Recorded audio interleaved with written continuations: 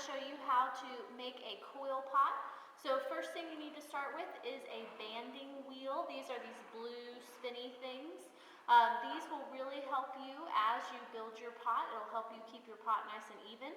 Next thing you need is a piece of wood, and that's so that you can pick up your pot easily off the banding wheel at the end of each day. Next thing you need is a slab. Now I've just rolled a slab that's like 3/8 of an inch thick or so. And so I just used a bucket to trace out a circle for my base for my coil pot. And so now I'm ready to start building with my coils. So first thing I'm gonna do is I'm gonna score these edges. Now there's a lot of slipping and scoring. And so I'm gonna score these edges and then I'm gonna start scoring my first coil. So I like to just kind of lay out my coils nice and long and score them with my fork. And then I'm going to put some slip down.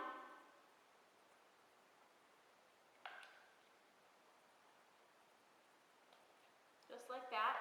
And then I'm going to put my first coil down. Now, the best way to help keep your pot nice and even is you want to make sure the edges are nice and lined up. You don't want your coil hanging over the edge of the base. You want to make sure it's nice and flat.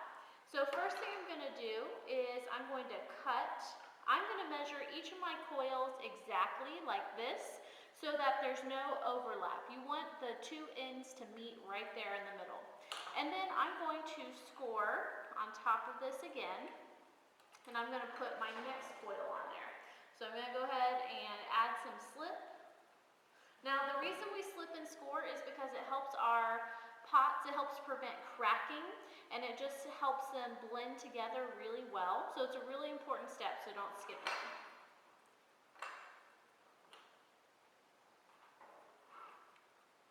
Alright, I've got my second coil. So notice I'm going straight up on my form right here. I'm not starting to go out yet. So I just want to build up for a little bit and then I will start going out. So I'm going to score my coils again, put more slip on, and I like to go up about 4 or 5 coils before I start blending.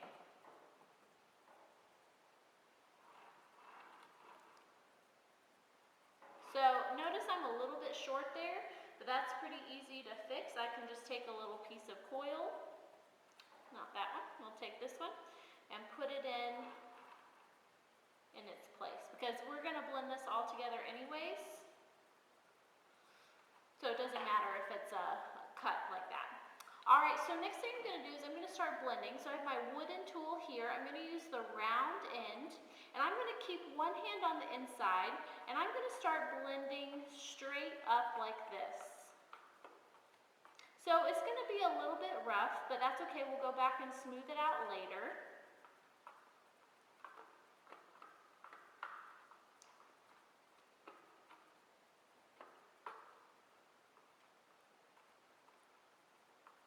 Just like that. So I'm going to go all the way around on the outside, and then I'm also going to do the inside, because the inside is just as important. And so first thing I'm doing on the inside is I'm blending that bottom coil onto the base so that it's just really secure. And then I'm going to keep one hand on the outside to help support my pot. I'm going to go straight up. Now, the main mistakes that I see people make is, one, they stretch too far. Now, unless you're going for a bowl, you really want to make sure you're not stretching your pot way out, because that's going to weaken your pot and your pot's not going to be able to hold itself up. So you need to make sure that you have a form that doesn't go really wide really fast, because it's going to collapse and you're going to have to remake it. So you want to make sure not to do that. And then there will be a time when we are ready to start going out. Like right now, I'm about to put some coils on. We're going to start slowly going out. But you have to make sure the key word is slow. You don't want to go out way too fast, and you'll end up with a really big bowl instead. All right, I'm going to get some more coils over here. Mine have become a mess.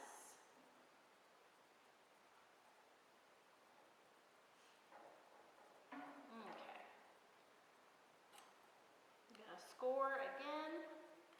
And so notice I'm kind of leaving this not really cleaned up yet. I'm going to come back a little bit later with a metal rib and start cleaning up my pot later. So next thing I'm going to do is I'm going to start going out just a little bit.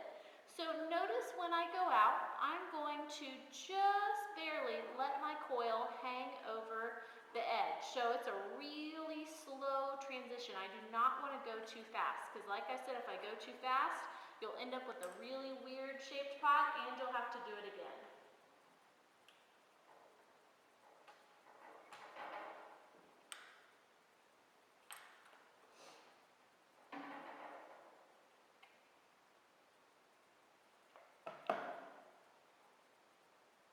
Alright, so I'm going to keep going out just a little bit more. So see, my pot is just starting to come out, and notice I'm not going out super fast because these pots are usually pretty tall, so you want to make sure that you give yourself room to grow.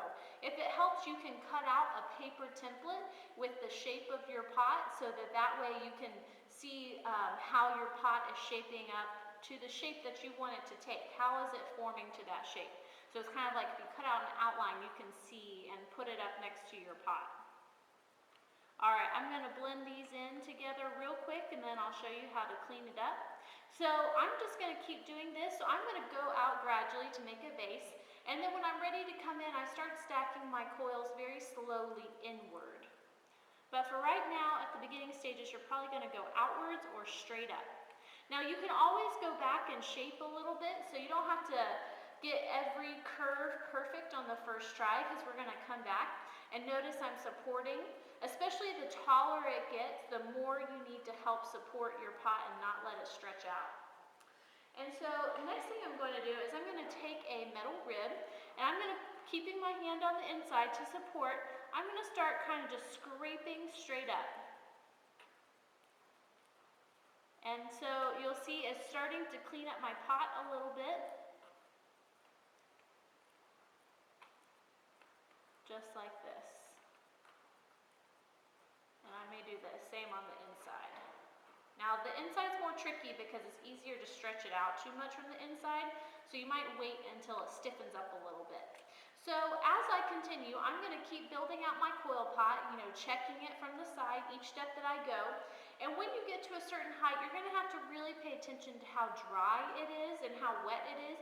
Right now mine is so soft I couldn't build to that tall of a pot. So I would have to stop for the day, wrap it up, let it dry out just a little bit to a little bit less than leather hard, and then I can come back and keep building on it. So the wetter it is, the less it's going to be able to hold. But if it stiffens up some, it should be better. So those are just some things you want to keep in mind as you work on a coil pot. Make sure you have a good form as you go.